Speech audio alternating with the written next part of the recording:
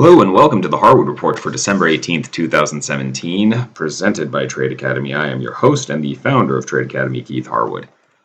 Standard disclosures: all services and content are provided for educational and information purposes only and are not intended as legal or financial advice.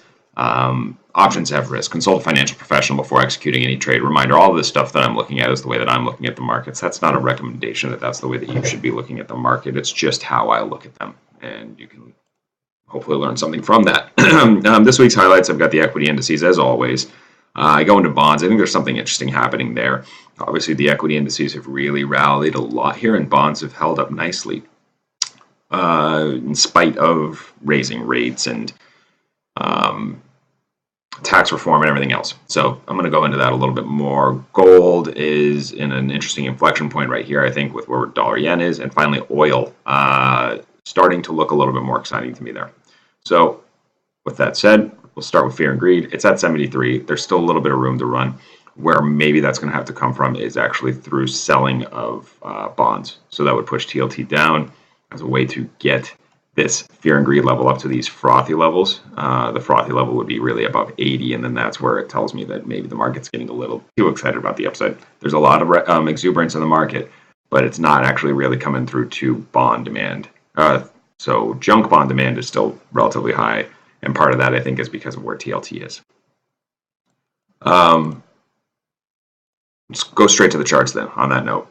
S&Ps, new all-time high today. Amazing. The tax reform deal is now looking officially completed or close enough to it that the market is starting to price it in. Everybody I see on TV is as bullish as they've ever been. That gets me a little bit nervous that this kind of move won't go to this kind of move within the week. We're going into the end of the year, though. Markets kind of do some weird stuff sometimes when there's limited liquidity. For me right now, this is just telling me that the market could kind of go either way. One thing that I'm really looking at with S&Ps is if we go over to the chart here and we look at the vol, it's actually coming up a little bit today, which I find a little bit interesting. Probably because of this breakout. I think there's been a lot of people that have been selling calls against their position. In the terms, though, into the end of the year, it's really cheap. This is the day after Christmas. It's got to stay a little bit cheap because it doesn't price out the weekend as well. But going into, January 3rd, the day after New Year's, December 29th, really the end of the month, all of this stuff is incredibly cheap. If I had a big long position on right now, I just can't convince myself why I wouldn't want to hedge with something like the end of the year 266 puts for 50 cents. I get it. 266 is below where we're at right now. But Friday's low was 265.39. So if any hiccups come out from anything, whether it's a senator rumored to not actually be in favor of tax reform or something like that, these 266 puts could be quickly in the money. So that's really my first kind of idea here, is looking at some SPY DS29 266 puts at 50 cents. What I'd like to see before I get into that as an outright position would be just a new low for the day. So that's a move below 267.98. That's where I'll probably look towards that execution. So I don't want to sell into a rally unless I've already got a long position and I'm just trying to hedge. But my goal here is to try to catch that momentum, try to catch that turn. So if we make a new low today, I'm going to look at some of these puts in SPY. Back to the charts. We'll go to the Qs first. So the Qs have not rallied as much today, but they had a much bigger move on Friday. So NASDAQ, the tech sector, has already started to get a bunch of decent bid here. Again, we're above all these key moving averages, but we're so far above them, it's hard to chase. Sometimes when it's hard to chase, is the best time to chase. Semiconductors are just having an inside day today.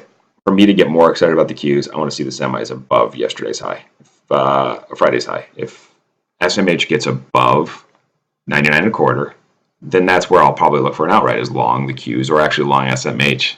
SMH has a little bit more room to run here, and it's gotten hit in spite of all this Bitcoin mania and excitement about the fact that Bitcoin is now launched. I think that's actually part of the reason SMH got hit. People were using SMH as a proxy for Bitcoin on something that was a little more liquid than the other exchanges that Bitcoin was listed on. Now that there's a futures exchange, they're investing directly into the futures instead of into the semiconductors. I like the semiconductors, though, to continue higher if Bitcoin mania continues, and if this starts to get higher, I'll probably look at something there. I'm not going to get too much into the trade structure here, but I'll talk a little bit more about my trade structure for the Qs in the premium newsletter. IWM is the big winner for the day, and it's not making a new all-time high.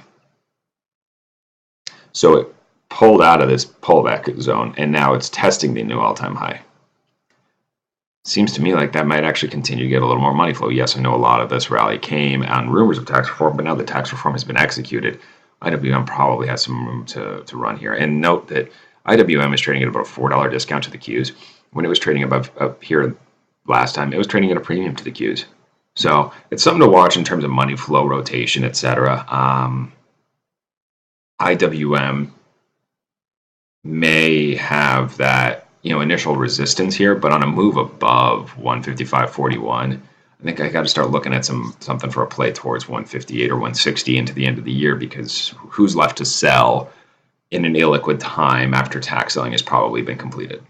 So that's a big one for me to watch. Dow Jones, not surprisingly, just still looks like the S&Ps. So I don't have any excitement about the Dow Jones Industrial Average and the trades there, because it's just been sort of mirroring the S&P moves right now.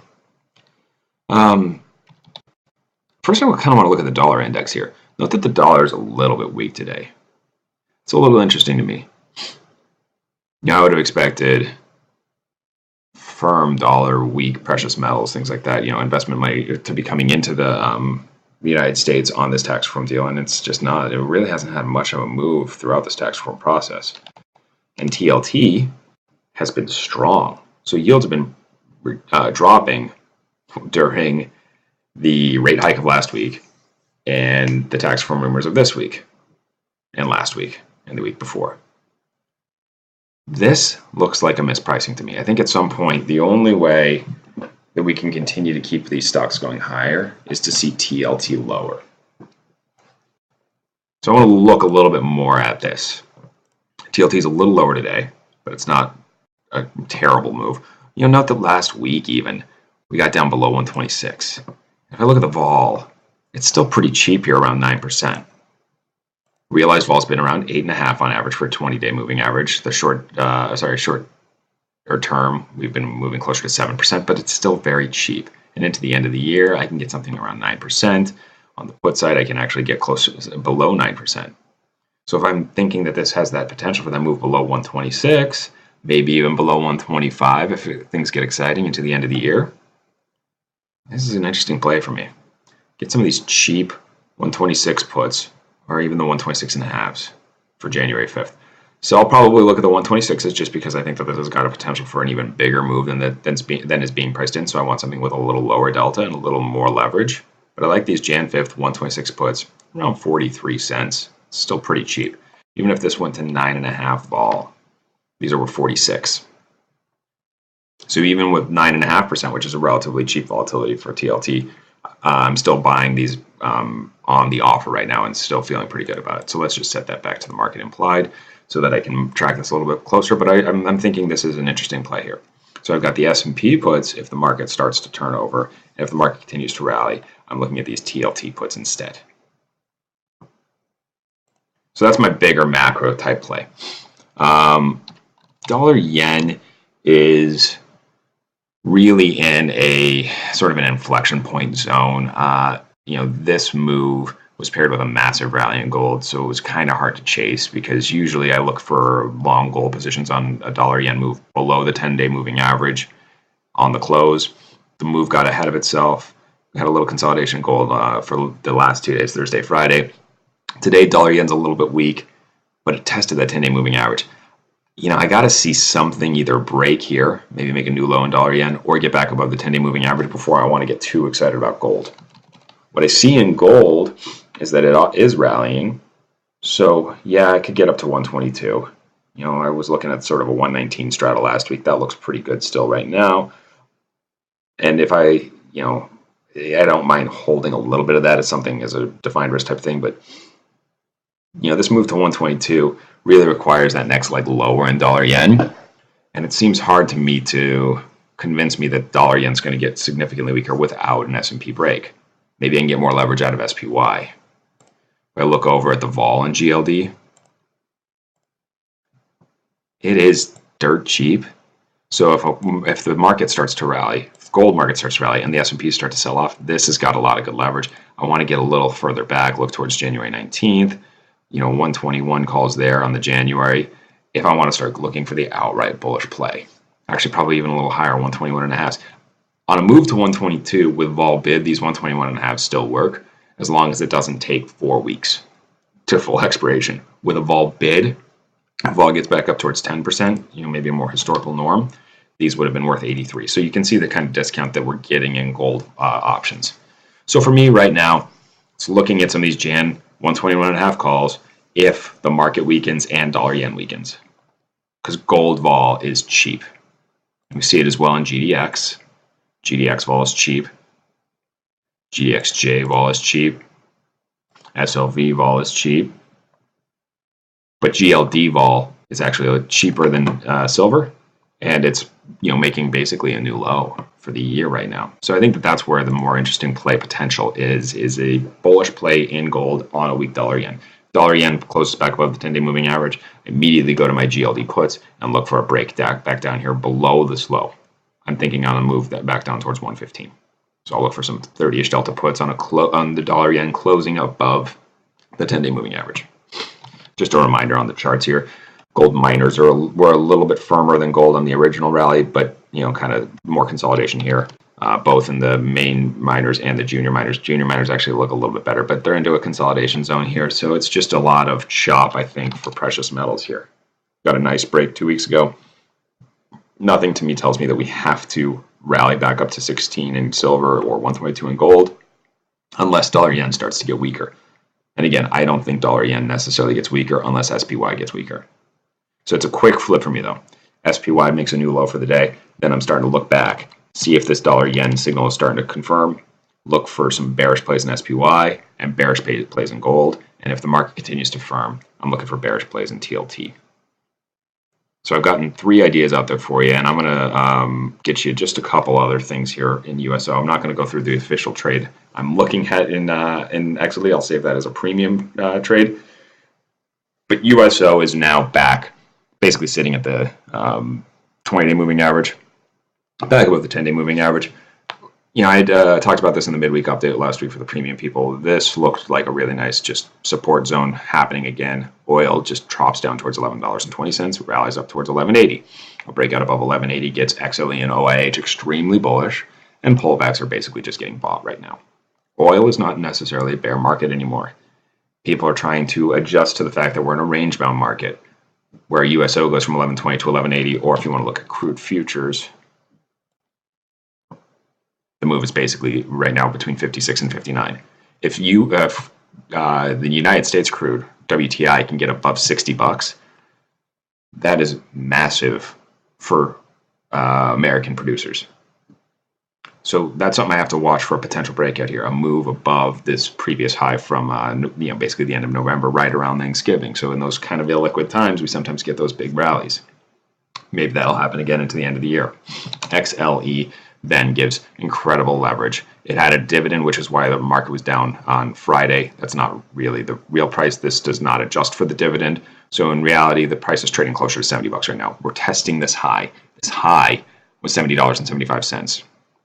A move basically above, call it 70, and that's basically in range right now.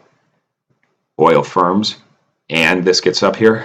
I mean, I don't know how fast it could happen. But I mean, I wouldn't be surprised to see a move to 73 or 74 here. What I'll do here, just in XLE, is I'm going to note the cheap vol. Vol is cheap at 12%. Vol in OIH is cheap at 22, 23, 24%. So note how cheap that vol is. I'll talk more about how to structure that in the premium newsletter, though. OIH, for a comparable move here, this one ex-dividend today, it's really trading close to this 25 level. I mentioned last week there's a potential for it to move to 27. I could see even more than that if oil firms above 60. We're a ways away from that still. So I'm not getting, I'm trying not to get ahead of myself here, but with where vol is and how cheap it is, this offers a lot of leverage in case of a breakout in oil. And the market is telling you that it's a little bit worried that maybe this is a breakout potential, with OIH being firm today on oil flat and XLE being very firm today after going ex-dividend last week. So I'm going to really be focused on those trades as potential for outright just big bullish potential here. And I'll talk more about those again, as I said in the newsletter. So that's it for me for this week. Again, my sort of macro structural type stuff I'm looking at is SPY puts into a break. Tech, if it's all about semiconductors for me, and small caps, I need to see a new 52-week high before I really want to get too excited there. Bonds, TLT just looks like it has to get weak for me in order for the market to get strong. So that's an easier way to play the bull market scenario, because bonds can get weak without equities rallying. But I don't think bonds can strengthen without equities weakening. Gold can strengthen if equities weaken and the dollar yen weakens. Oil looks really good, and I'm looking for some call plays in XLE and OIH. So I mentioned a few times the premium Harwood Report. I go over a lot more ideas. I'll talk through how I would like to structure maybe some IWM and Qs trades. I'll talk more about some other precious metals type plays, and again, the oil plays. The first 31 days are free. There's no risk for signing up and taking a look. So I'm holding that to the first 100 subscribers. I think you should act fast. Take a look, see what you think. If you don't like it, didn't cost you anything. If you do like it, it's $49 a month after the first month. TradeAcademy.co/Harwood Report. Contact me. Go to the website tradeacademy.co, email me at keith@tradeacademy.co, call me 312-600-8004, or follow me on Twitter @TradeAcademyCo. Thanks all, and I will talk to you hopefully later today with a newsletter for those that sign up. And if not, we'll talk next week on Tuesday, with Monday being off for the holiday.